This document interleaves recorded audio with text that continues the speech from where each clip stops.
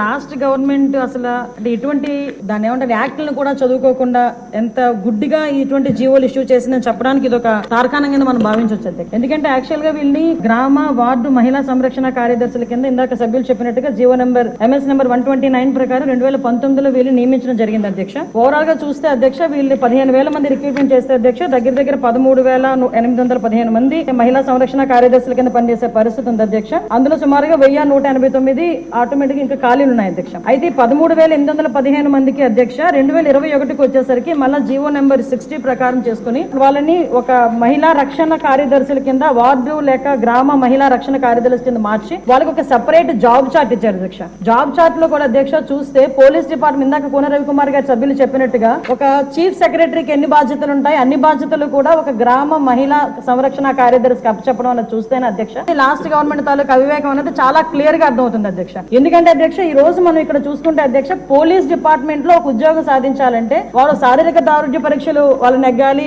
Return test వాళ్ళ exam pass అవ్వాలి, 9 months training కఠోరమైన ట్రైనింగ్ ఉంటుంది అధ్యక్ష.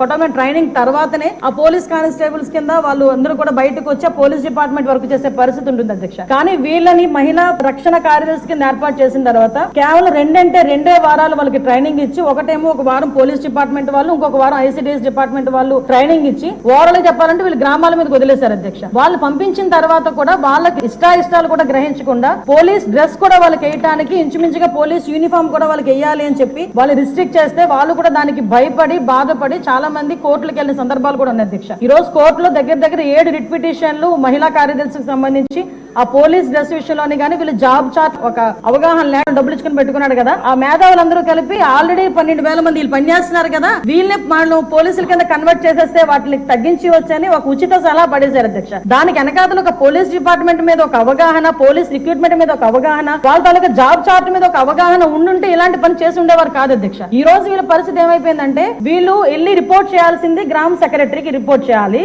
వీళ్ళ అడ్మినిస్ట్రేటివ్ పవర్స్ ఎక్కడ ఉంటాయంటే పోలీస్ డిపార్ట్మెంట్ దగ్గర ఉంటాయి. వీళ్ళకి జీతం ఇచ్చేదేమో MPDO, లీవ్ ఇచ్చేదేమో MPDO, మళ్ళా తిరిగి ఒకవేళ ట్రాన్స్ఫర్ అవ్వాలంటే డిపార్ట్మెంట్ కలెక్టర్ దగ్గరికి వెళ్ళాలి అధ్యక్ష. అంటే వీళ్ళకి సంబంధించి ఒక అథారిటేటివ్ ఆఫీసర్ ఒకరు కూడా లేక ఇన్ని డిపార్ట్మెంట్స్ తో పోనీ పైకి వచ్చిన తర్వాత పని చేద్దామంటే వీళ్ళు తాలూకా అంటే పైచి ఎంత పెరిగిపోయిందంటే లాస్ట్ గవర్నమెంట్ కి వీళ్ళ చేతే తక్కువ జీతాలు ఇచ్చి ఎక్కువ పని చేయించుకుందామని క్రైమ్ ఆఫ్ ఎఫెన్స్ దగ్గర కూడా కాపాడడానికి కూడా వీళ్ళు తీసుకెళ్లాలంట. నాన్ బెయిలబుల్ వారెంట్లకు సంబంధించి వీళ్ళు సపోర్ట్ చేయాలంట. అక్కడికి వెళ్లి మహిళా సంరక్షణ కార్యదర్శుల కింద మహిళా రక్షణ కార్యదర్శుల కింద అక్కడ ఉన్న అవగాహన కల్పించడం లేకపోతే ICDS సంబంధించి ఏదైనా మిడ్ డే మీల్స్ చూడడం అంతవరకు ఓకే. ఆఖరికి పోలీస్ డిపార్ట్మెంట్ కి వాళ్ళ ఇన్వెస్టిగేషన్ లోని కూడా వీళ్ళు హెల్ప్ తీసుకొని చేసుకునే పరిస్థితి కనిపించింది. లాస్ట్ గవర్నమెంట్ లో చాలా మంది మాతోనే మొరపెట్టుకున్నారు అధ్యక్ష. మేము ప్రతిపక్షంలో ఉండేటప్పుడు పోరాటాలు చేసేటప్పుడు మమ్మల్ని ఆపడానికి ఈ మహిళా కానిస్టేబుల్ తో పాటు మహిళా పోలీసులు కూడా పంపించేవారు. మేము అడిగే వాళ్ళు మీరు ఎవరమ్మా మహిళా పోలీసా మహిళా కానిస్టేబుల్ అంటే మహిళా పోలీస్ అండి అని. ఇందులో విషయం ఏంటంటే అధ్యక్ష చాలా మంది ఏస్